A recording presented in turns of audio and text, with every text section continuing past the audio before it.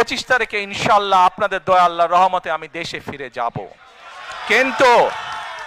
কিন্তু এখানে উপস্থিত, এই ঘরে উপস্থিত প্রত্যেকটি মানুষের কাছে আমার অনুরোধ, দয়া করে কেউ আপনারা এয়ারপোর্টে সেদিন যাবেন না।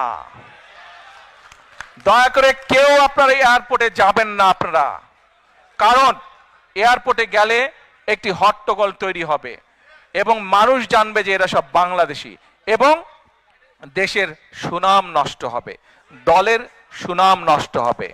যারা এয়ারপোর্টে যাবেন না, যারা সেদিন এয়ারপোর্টে যাবেন না, আমার আজকের এই অনুরোধ যারা রাখবেন, আমি ধরে নিব তারা দল এবং সর্বোপরি দেশের সম্মানের প্রতি মর্যাদা রাখবেন।